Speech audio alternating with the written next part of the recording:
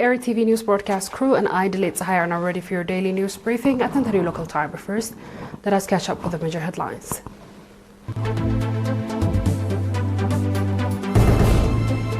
World Day to combat desertification and drought commemorated.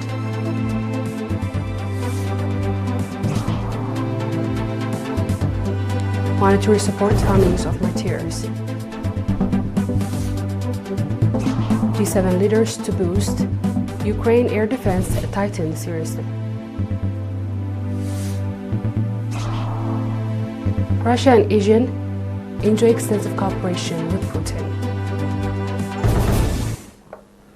Proceeding with our reports. World Day to combat desertification and drought was commemorated today, 17th June, at the National Confederation of Eritrean Workers Hall, Asmara, through a national workshop held under the theme Rangelands Recognition, Respect and Restore, the Public Relations Office in the Ministry of Agriculture reported. In his opening remark, Mr. Kahsai Nagash, acting head of the Agricultural Extension Department at the Ministry of Agriculture, stated that the objective of the day was to raise a public awareness on combating desertification and drought and their diverse impacts, as well as to encourage greater community participation in addressing this challenge. He further explained that expanding problems of desertification, drought, and degradation of natural resources at the global level have also affected Eritrea.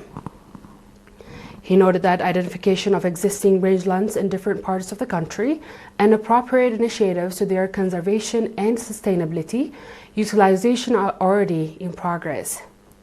Referring to the major factors that hinder the sustainability to use the country's natural agricultural resources, Mr. Kahsai noted that climate change, recurrent drought, and decline in rangeland productivity and traditional livestock management practices that emphasize quality rather than quantity, among others, are a significant challenge. He emphasized that addressing these issues require integrated initiative and collective efforts from all relevant sectors, with a shift from the quantity-based approach towards quality-oriented and sustainable system, as well as improved drought preparedness and investment in sustained land management. In his concluding remark, Mr. Kahsai presented statistical information on the extensive soil and water conservation programs undertaken in Eritrea since independence, including the construction of water harvesting structure and establishment and distribution of energy-saving stoves. During the seminar, various experts presented papers on Eritrea's commitment and expressed it in combating desertification, land degradation and drought, rangelands and pastoralism, Eritrea's rangelands biodiversity conservation, and are related to rangelands and ecosystem, forage for agricultural production and catchment protection, geospatial assessment of agricultural land use and land cover analysis, and assessment of the range land development interventions, and presentation were followed by extensive discussions. The seminar was attended by senior officials and experts from the Ministry of Agriculture and Land, Water and Environment, the Forestry of Wildlife Authorities, higher education institutions, as well as representatives from various partners, organizations, and associations. Residents of Karen City and Hagas Town have extended monetary support to families and children of martyrs in connection with Martyrs' Day. The beneficiaries were identified by their respective administrative areas. Noting that Martyrs' Day for the Eritrean people is a day for renewing their pledge to support families of martyrs and live up to the trust of the martyrs, Ms. Gannet Habte, head of the Ministry of Labor and Social Welfare branch in Ansabar region, commended the initiatives taken by the residents. Likewise, members of Taxi and Minibus Owners Association in Karen conducted environmental sanitation activities on 16 June at Karen Martyrs Cemetery. According to reports, environmental sanitation activities in connection with Martyrs' Day are being carried out across Ansabar region from 11 to 19th June. In a related news, environmental sanitation activities in connection with 20th June, Martyrs' Day have been carried out in Ad Ayeh and Afabit subzones. The popular campaigns in Ad Ayeh, which involves members of the Cooperative Association of the former 74th Mechanized Division and students of Ad Ayeh College of Education and Language, were conducted at Ad Ayeh Martyrs Cemetery. At the event, members of the Cooperative Association of the former 74th Mechanized Division extended financial support to families of martyrs.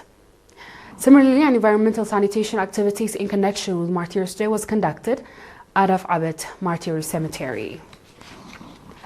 Vocational training ranging from 3 to 6 months in 9 fields has been provided to over 550 youth in the southern region, of which the trainees 425 were from Mendefera subzone and 128 from Adokhala subzones. The training covered musical instrument, electricity line installation, installation and maintenance of solar energy system, computer technology, beauty salon service, literature, first aid, as well as karate and dancing. Noting that National Union of Eritrean Youth and Students branch in the region is working to expand its organization across the region and support youth engaged in innovation and creativity, Mr. Girmay Gabru, head of the Union branch in the region, called on the youth to take advantage of the training and opportunities being provided. Underlining that youth, in order to transform their surrounding, they must first transform themselves, Mr. Walday Gebre, chairman of the Regional Assembly in the Southern Region, called on the trainees to become exemplary in their respective areas. Straight ahead is our international news after a short break.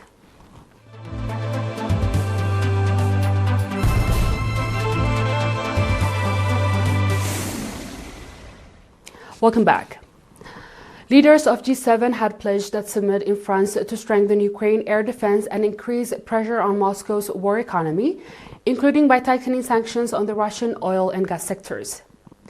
They added that the bloc, which includes Canada, France, Germany, Italy, Japan, and the United Kingdom, the United States, and the European Union, was ready to consider extending to Ukraine to benefit from license to allow for the increase of the Ukrainian military production.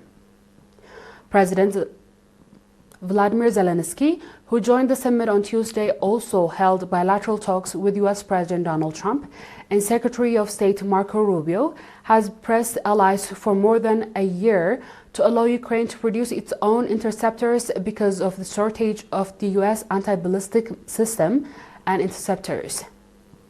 The G7 said following a deal between the United States and Iran to reopen the Strait of Hormuz, sanctions could be strengthened on Russian oil and gases. On our last report, Russia and the Association of Southeast Asian Nations, ASEAN, has commemorated extensive experience in cooperation with laid a solid foundation on future ties, Russian President Vladimir Putin said on Wednesday. The Russia-ASEAN Business Forum opened in Kazan on Wednesday on the sidelines of the Russia-ASEAN Summit. The Russian Minister of Economic Development, Maxim Reshetnikov, read out Putin's greeting message at the event. Putin said the Russia and ASEAN see broad prospects for cooperation in areas including energy and food security, the exchange of cutting-edge technologies, peaceful nuclear energy, and transport and logistics. He added that partners of the Shanghai Cooperation Organization, the Eurasian Economic Union, and the other regional blocs are also advancing cooperation in these priority areas, with representatives attending the forum.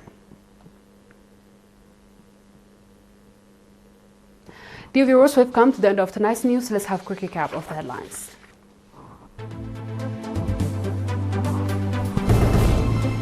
World Day to combat desertification and drought commemorated. Monetary support to families of martyrs.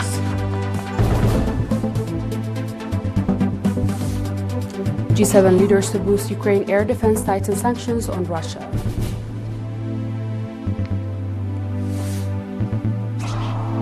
Russia-ASEAN enjoy extensive cooperation.